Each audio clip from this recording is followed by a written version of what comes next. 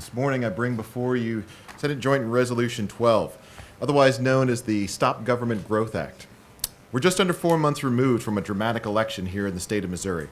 On November 8th, the people of Missouri chose a new direction for governance in this state.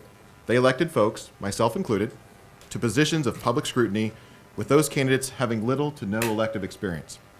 Turnout in many areas, including my own district in eastern St. Charles County, were well beyond normal. A theme of discontent with the current direction of our country and our state was the backdrop of nearly every political conversation leading up to the second Tuesday in November. So deciphering the message sent by the voters is critical to every elected official in Jefferson City. SJR 12 is my attempt at interpreting the people's message. Although there were many factors driving the mood, overwhelmingly present in the voters that I spoke with was a dissatisfaction with the growth and overreach of government at all levels, federal, state, and local. SJR 12 addresses the growth of state government by capping the amount of year-over-year expenditures made by the politicians in Jefferson City. Specifically, any increases in overall spending would be capped at prior year levels plus inflation and population change measures. A quick look at the history of spending in Missouri reveals precisely the need for such a brake on government growth. Since 2010, total state expenditures have grown by more than 33%. That far outpaces the average median household growth of just over 4% for Missouri households in the same time frame. As many Missourians have had to find ways to make do with higher costs and less resources, no wonder they are frustrated with a state body that grows rampantly and in many cases spends on priorities that aren't shared by the voters. Additionally, whenever money is left over at the end of a budget year, the status quo prevails. Instead of returning that money to the people in accordance with our Constitution, it is simply deposited in the General Revenue Fund to be spent the next year. SJR 12 restores the principle of having the people benefit first, not government spending programs, by automatically rolling revenue surpluses above the SJR 12 spending cap into income tax cuts for Missouri taxpayers.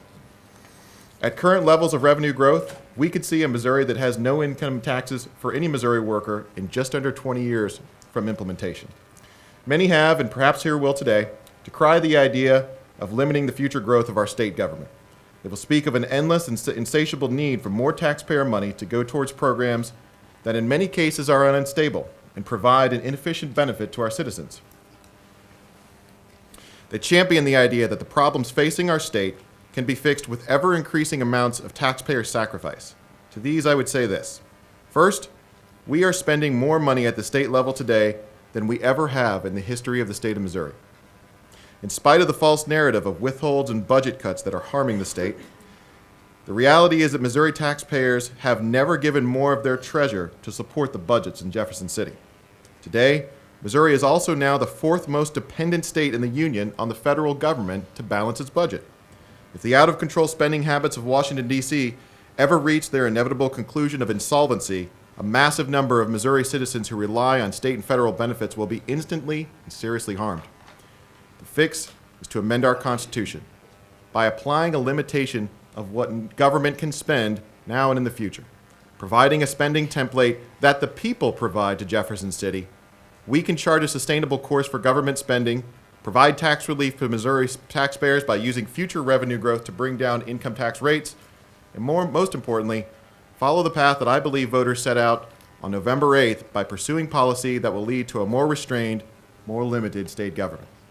I respectfully urge the committee to consider and pass SJR 12